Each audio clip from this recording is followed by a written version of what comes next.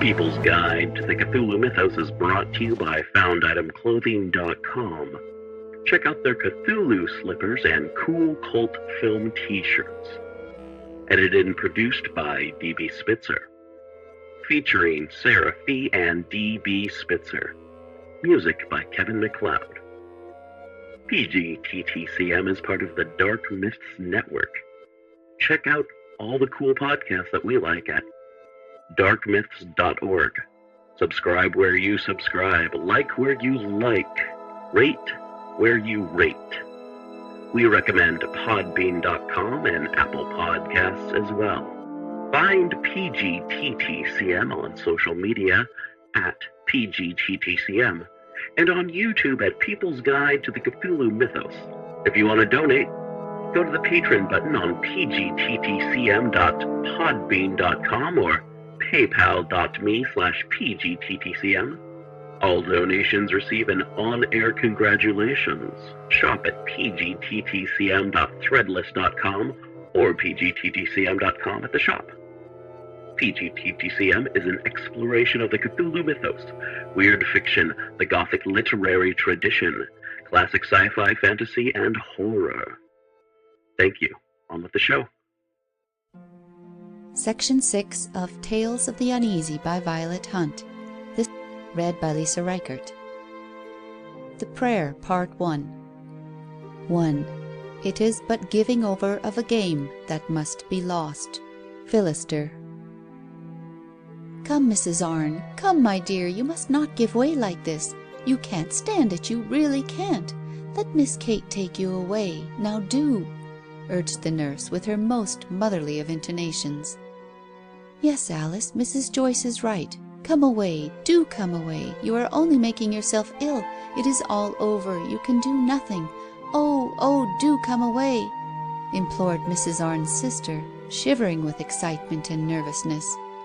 A few moments ago, Dr. Graham had relinquished his hold on the pulse of Edward Arne, with the hopeless movement of the eyebrows that meant the end. The nurse had made the little gesture of resignation that was possibly a matter of form with her. The young sister-in-law had hidden her face in her hands. The wife had screamed a scream that turned them all hot and cold, and flung herself on the bed over her dead husband. There she lay. Her cries were terrible. Her sobs shook her whole body. The three gazed at her pityingly, not knowing what to do next. The nurse, folding her hands, looked towards the doctor for directions, and the doctor drummed with his fingers on the bedpost. The young girl timidly stroked the shoulder that heaved and writhed under her touch. Go away, her sister reiterated continually, in a voice hoarse with fatigue and passion. Leave her alone, Miss Kate, whispered the nurse at last. She will work it off best herself, perhaps. She turned down the lamp as if to draw a veil over the scene. Mrs. Arne raised herself on her elbow, showing a face stained with tears and purple with emotion. What, not gone? She said harshly. Go away, Kate, go away. It is my house. I don't want you. I want no one. I want to speak to my husband. Will you go away, all of you? Give me an hour, half an hour, 5 minutes. She stretched out her arms imploringly to the doctor. Well, said he, almost to himself. He signed to the two women to withdraw, and followed them out into the passage. Go and get something to eat, he said peremptorily, while you can. We shall have trouble with her presently. I'll wait in the dressing-room. He glanced at the twisting figure on the bed, shrugged his shoulders, and passed into the adjoining room, without, however, closing the door of communication. Sitting down in an armchair drawn up to the fire, he stretched himself and closed his eyes. The professional aspects of the case of Edward Arne rose up before him in all its interesting forms of complication. It was just this professional attitude that Mrs. Arne unconsciously resented, both in the doctor and in the nurse. Through all their kindness she had realized and resented their scientific interest in her husband. For to them he had been no more than a curious and complicated case, and now that the blow had fallen she regarded them both in the light of executioners. Her one desire, expressed with all the shameless sincerity of blind and thoughtless misery, was to be free of their hateful presence and alone, alone with her dead. She was weary of the doctor's subdued manly tones, of the nurse's commonplace motherliness, too habitually adapted to the needs of all, to be appreciated by the individual, of the childish consolation of the young sister who had never loved, never been married, did not know what sorrow was. Their expressions of sympathy struck her like blows. The touch of their hands on her body as they tried to raise her stung her in every nerve. With a sigh of relief she buried her head in the pillow, pressing her body more closely against that of her husband, and lay motionless. Her sobs ceased. The lamp went out with a gurgle. The fire leaped up and died. She raised her head and stared about her helplessly. Then, sinking down again, she put her lips to the ear of the dead man. "Edward, dear Edward," she whispered, "why have you left me? Darling, why have you left me? I can't stay behind, you know I can't. I am too young to be left. It is only a year since you married me. I never thought it was only for a year. Till death do us part. Yes, I know that's in it, but nobody ever thinks of that. I never thought of living without you. I meant to die with you. No, no, I can't die. I must not, till my baby is born. You will never see it. Don't you want to see it? Don't you? Oh, Edward, speak. Say something, darling. One word. One little word. Edward, Edward, are you there? Answer me, for God's sake, answer me. Darling, I am so tired of waiting. Oh, think, dearest, there is so little time. They only gave me half an hour. In half an hour they will come and take you away from me. Take you where I can't come to you. With all my love I can't come to you. I know the place. I saw it once. A great lonely place full of graves and little stunted trees, dripping with dirty London rain, and gas lamps flaring all round. But quite dark where the grave is. A long grey stone, just like the rest. How could you stay there, all alone, without me? Do you remember, Edward, what we once said, that whichever of us died first should come back to watch over the other in the spirit? I promised you, and you promised me. What children we were! Death is not what we thought. It comforted us to say that then. Now it's nothing, worse than nothing. I don't want your spirit. I can't see it or feel it. I want you, your eyes that looked at me, your mouth that kissed me. She raised his arms and clasped them round her neck, and lay there very still, murmuring, "Oh, hold me, love me if you can. Am I hateful? This is me, these are your arms." The doctor in the next room moved in his chair. The noise awoke her from her dream of contentment, and she unwound the dead arm from her neck, and holding it up by the wrist, considered it ruefully. "Yes, I can put it round me, but I have to hold it there. It is quite cold. It doesn't care. Ah, my dear, you don't care. You are dead. I kiss you, but you don't kiss me. Edward, oh, for heaven's sake, kiss me once, just once."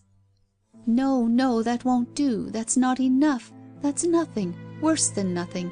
I want you back. You, all you. What shall I do? I often pray. Oh, if there be a God in heaven, and if he ever answered a prayer, let him answer mine, my only prayer. I'll never ask another, and give you back to me. As you were, as I loved you, as I adored you. He must listen, he must. My God, he's mine.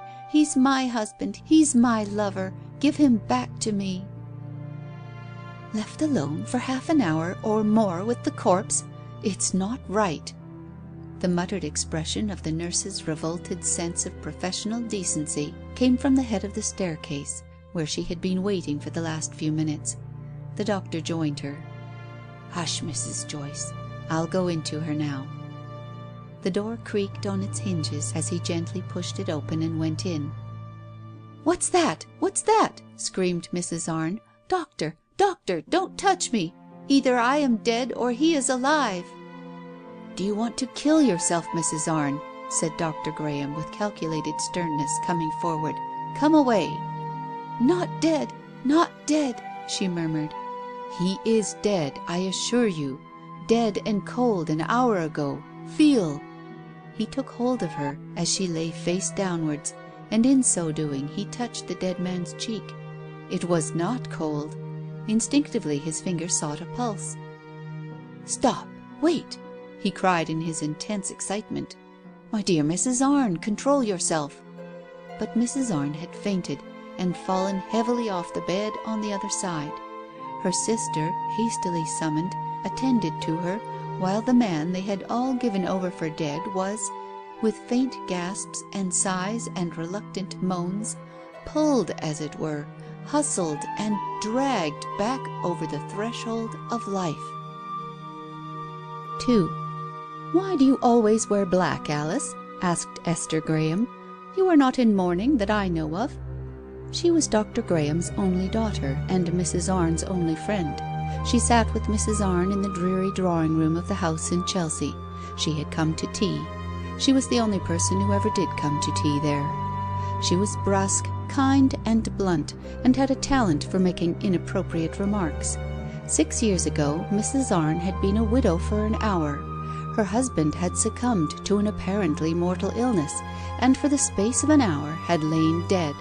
When suddenly and inexplicably he had revived from his trance, the shock, combined with 6 weeks' nursing, had nearly killed his wife. All this Esther had heard from her father. She herself had only come to know Mrs. Arne after her child was born, and all the tragic circumstance of her husband's illness put aside, and it was hoped forgotten.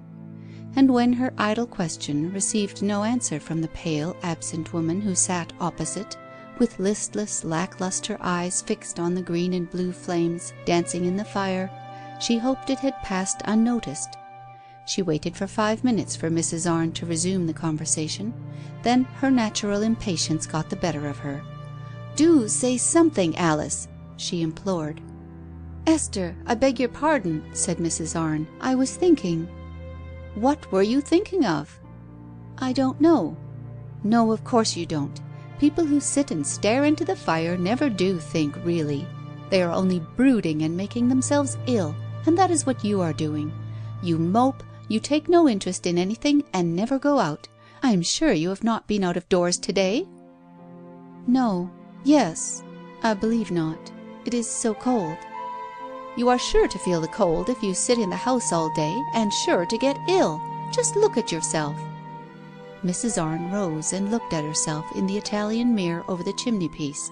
It reflected faithfully enough her even pallor, her dark hair and eyes, the sweeping length of her eyelashes, the sharp curves of her nostrils, and the delicate arch of her eyebrows that formed a thin, sharp black line, so clear as to seem almost unnatural. "Yes, I do look ill," she said with conviction. "No wonder. You choose to bury yourself alive." "Sometimes I do feel as if I lived in a grave. I look up at the ceiling and fancy it is my coffin lid." "Don't please talk like that," expostulated Miss Graham, pointing to Mrs. Arne's little girl. "If only for Dolly's sake, I think you should not give way to such morbid fancies. It isn't good for her to see you like this always." "Oh, Esther," the other exclaimed, stung into something like vivacity, "don't reproach me. I hope I am a good mother to my child."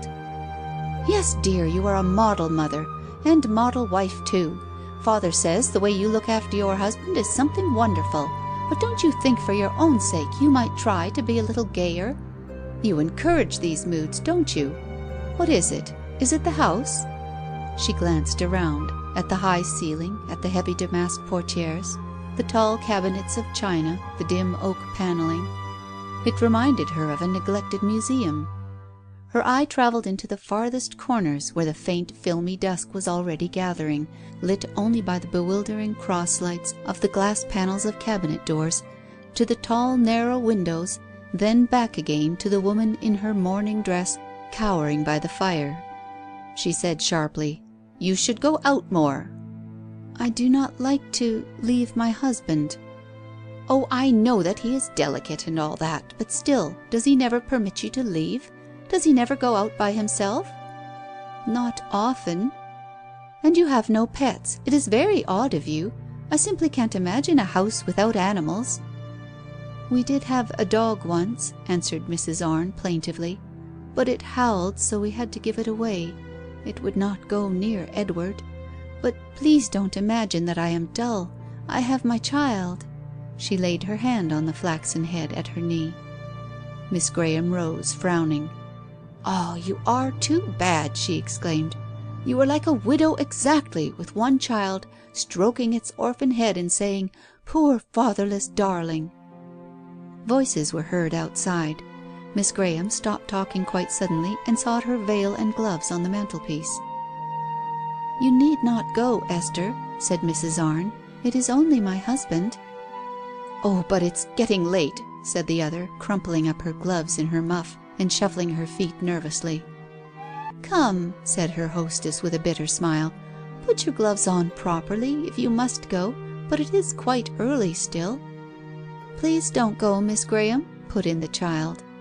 "I must. Go and meet your papa like a good girl." "I don't want to." "You mustn't talk like that, Dolly," said the doctor's daughter absently, still looking towards the door. Mrs. Arne rose and fastened the clasps of the big fur cloak for her friend. The wife's white, sad, oppressed face came very close to the girl's cheerful one as she murmured in a low voice, "You don't like my husband, Esther? I can't help noticing it. Why don't you?" "Nonsense," retorted the other, with the emphasis of one who is repelling an overtrue accusation. "I do, only—" "Only what?" "Well, dear, it is foolish of me, of course, but I am a little afraid of him." "Afraid of Edward," said his wife slowly. "Why should you be?" "Well, dear, you see, I suppose women can't help being a little afraid of their friends' husbands. They can spoil their friendships with their wives in a moment, if they choose to disapprove of them. I really must go. Goodbye, child. Give me a kiss. Don't ring, Alice. Please don't. I can open the door for myself." "Why should you?" said Mrs. Arne. "Edward is in the hall. I heard him speaking to Foster." "No, he has gone into his study. Goodbye, you apathetic creature." She gave Mrs. Arne a brief kiss and dashed out of the room. The voices outside had ceased, and she had reasonable hopes of reaching the door without being intercepted by Mrs. Arne's husband. But he met her on the stairs. Mrs. Arne, listening intently from her seat by the fire, heard her exchange a few shy sentences with him, the sound of which died away as they went downstairs together. A few moments after, Edward Arne came into the room and dropped into the chair just vacated by his wife's visitor. He crossed his legs and said nothing. Neither did she. His nearness had the effect of making the woman look at once several years older. Where she was pale, he was well coloured. The network of little filmy wrinkles that, on a close inspection, covered her face had no parallel on his smooth skin. He was handsome. Soft, well-groomed flakes of auburn hair lay over his forehead, and his steely blue eyes shone equably, a contrast to the sombre fire of hers and the masses of dark crinkly hair that shadowed her brow. The deep lines of permanent discontent furrowed that brow, as she sat with her chin propped on her hands and her elbows resting on her knees. Neither spoke. When the hands of the clock over Mrs. Arne's head pointed to 7, the white-aproned figure of the nurse appeared in the doorway, and the little girl rose and kissed her mother very tenderly. Mrs. Arne's forehead contracted. Looking uneasily at her husband, she said to the child, tentatively yet boldly as one grasps a nettle, "Say good night to your father." The child obeyed, saying "Good night" indifferently in her father's direction.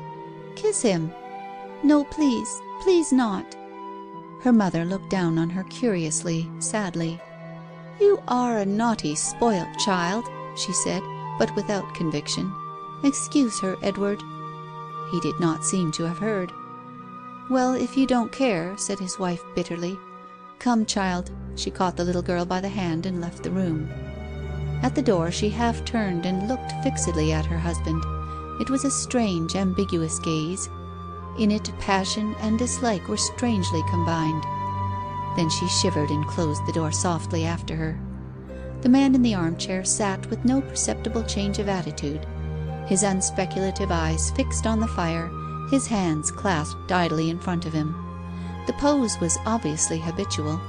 The servant brought lights and closed the shutters, drew the curtains and made up the fire noisily, without, however, eliciting any reproof from his master. Edward Arne was an ideal master as far as Foster was concerned. He kept cases of cigars, but never smoked them, although the supply had often to be renewed. He did not care what he ate or drank, although he kept as good a cellar as most gentlemen. Foster knew that. He never interfered, he counted for nothing, he gave no trouble. Foster had no intention of ever leaving such an easy place. True, his master was not cordial. He very seldom addressed him, or seemed to know whether he was there. But then neither did he grumble if the fire in the study was allowed to go out, or interfere with Foster's liberty in any way. He had a better place of it than Annette, Mrs. Arne's maid, who would be called up in the middle of the night to bathe her mistress's forehead with eau de cologne, or made to brush her long hair for hours together to soothe her.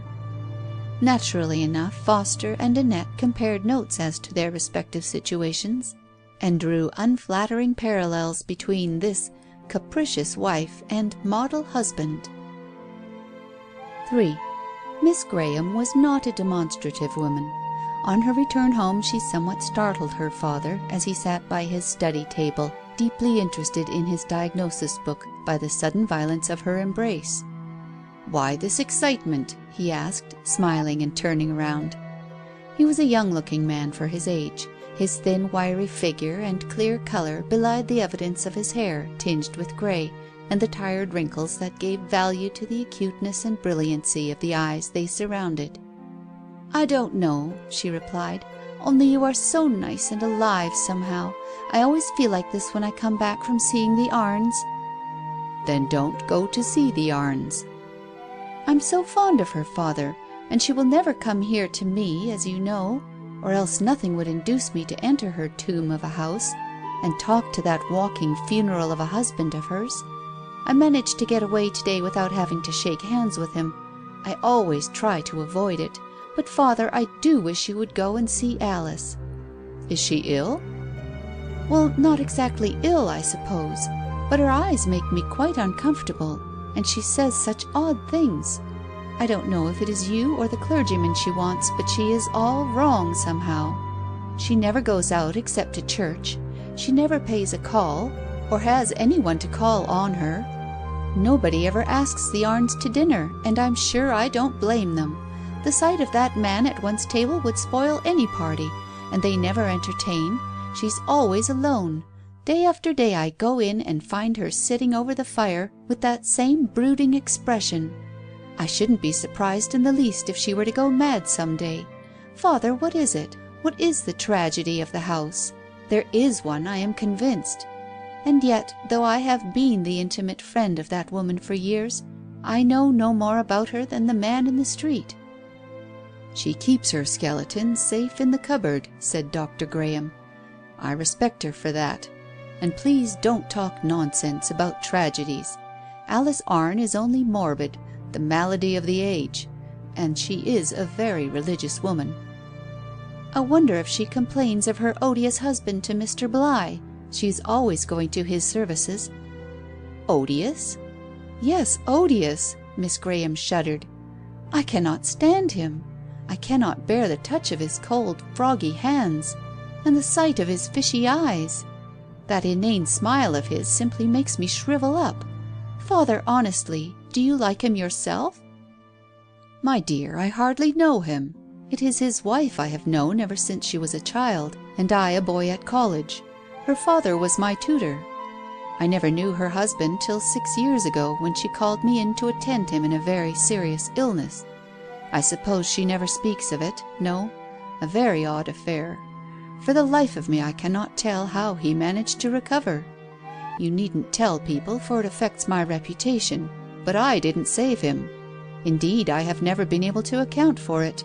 The man was given over for dead." "He might as well be dead for all the good he is," said Esther scornfully. "I have never heard him say more than a couple of sentences in my life." "Yet he was an exceedingly brilliant young man, one of the best men of his year at Oxford. A good deal run after. Poor Alice was wild to marry him." "In love with that spiritless creature? He is like a house with someone dead in it, and all the blinds down." "Come, Esther, don't be morbid, not to say silly. You are very hard on the poor man. What's wrong with him? He is the ordinary, commonplace, cold-blooded specimen of humanity, a little stupid, a little selfish. People who have gone through a serious illness like that are apt to be. But on the whole, a good husband, a good father, a good citizen." "Yes, and his wife is afraid of him, and his child hates him," exclaimed Esther. "Nonsense," said Dr. Graham sharply. "The child is spoilt. Only children are apt to be, and the mother wants a change or a tonic of some kind. I'll go and talk to her when I have time. Go along and dress. Have you forgotten that George Graham is coming to dinner?" After she had gone, the doctor made a note on the corner of his blotting pad, "Mem. to go and see Mrs. Arne," and dismissed the subject of the memorandum entirely from his mind. George Graham was the doctor's nephew, a tall, weedy, cumbrous young man, full of fads and fallacies, with a gentle manner that somehow inspired confidence. He was several years younger than Esther, who loved to listen to his semi-scientific, semi-romantic stories of things met with in the course of his profession. "Oh, I come across some very queer things," he would say mysteriously. "There's a queer little widow."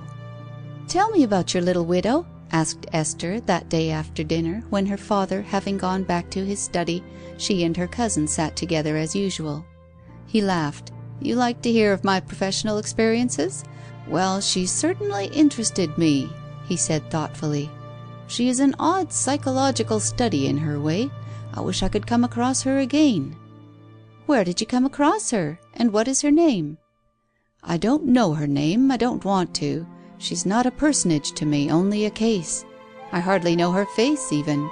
I have never seen it except in the twilight. But I gathered that she lived somewhere in Chelsea, for she came out onto the embankment with only a kind of lacy thing over her head. She can't live far off, I fancy." Esther became instantly attentive. "Go on," she said. "It was 3 weeks ago," said George Graham. "I was coming along the embankment about 10 o'clock. I walked through that little grove, you know, just between Cheyne Walk and the river, and I heard in there some one sobbing very bitterly. I looked, and I saw a woman sitting on a seat with her head in her hands, crying. I was most awfully sorry, of course, and I thought I could perhaps do something for her, get her a glass of water or salts or something. I took her for a woman of the people. It was quite dark, you know. So I asked her very politely if I could do anything for her, and then I noticed her hands. They were quite white and covered with diamonds." "You were sorry you spoke, I suppose," said Esther. She raised her head and said, I believe she laughed, "Are you going to tell me to move on?" "She thought you were a policeman?" "Probably, if she thought at all. But she was in a semi-dazed condition. I told her to wait till I came back, and dashed round the corner to the chemist's and bought a bottle of salts. She thanked me and made a little effort to rise and go away. She seemed very weak. I told her I was a medical man. I started in and talked to her." "And she to you?" "Yes, quite straight. Don't you know that women always treat a doctor as if he were one step removed from their father confessor, not human, not in the same category as themselves? It is not complimentary to one as a man, but one hears a good deal one would not otherwise hear. She ended up by telling me all about herself, in a veiled way, of course. It soothed her, relieved her. She seemed not to have had an outlet for years." "To a mere stranger?" "To a doctor. And she did not know what she was saying half the time. She was hysterical, of course. Heavens, what nonsense she talked! She spoke of herself as a person somehow haunted, cursed by some malign fate, a victim of some fearful spiritual catastrophe, don't you know. I let her run on. She was convinced of the reality of a sort of doom that she had fancied had befallen her. It was quite pathetic. Then it got rather chilly. She shivered. I suggested her going in. She shrank back. She said, "If you only knew what a relief it is, how much less miserable I am out here. I can breathe, I can live. It is my only glimpse of the world that is alive. I live in a grave. Oh, let me stay." She seemed positively afraid to go home. Perhaps someone bullied her at home. I suppose so, but then she had no husband. He died, she told me, years ago. She had adored him, she said. Is she pretty? Pretty? Well, I hardly noticed. Let me see. Oh yes, I suppose she was pretty. No, now I think of it, she would be too worn and faded to be what you call pretty. Esther smiled.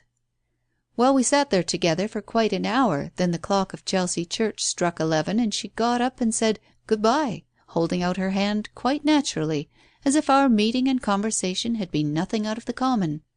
There was a sound like a dead leaf trailing across the walk, and she was gone. Didn't you ask if you should see her again? That would have been a mean advantage to take. You might have offered to see her home. I saw she did not mean me to. She was a lady, you say, pondered Esther. How was she dressed? Oh, all right, like a lady. In black, mourning, I suppose. She has dark crinkly hair, and her eyebrows are very thin and arched. I noticed that in the dusk. Does this photograph remind you of her? Asked Esther suddenly, taking him to the mantelpiece. Rather. Alice! Oh, it couldn't be. She's not a widow. Her husband is alive. Has your friend any children? Yes, one. She mentioned it. How old? 6 years old, I think she said. She talks of the responsibility of bringing up an orphan. George, what time is it? Esther asked suddenly. About 9 o'clock. Would you mind coming out with me? I should like it. Where shall we go? To St. Adhelm's. It is close by here. There's a special late service to night, and Mrs. Arne is sure to be there. Oh, Esther, curiosity. No, not mere curiosity. Don't you see if it is my Mrs. Arne who talked to you like this, it is very serious? I have thought her ill for a long time, but as ill as that. At St. Adhelm's Church, Esther Graham pointed out a woman who was kneeling beside a pillar, in an attitude of intense devotion and abandonment. She rose from her knees and turned her rapt face up towards the pulpit, whence the Reverend Ralph Bligh was holding his impassioned discourse. George Graham touched his cousin on the shoulder and motioned to her to leave her place on the outermost rank of worshippers. "That is the woman," said he. End of section 6.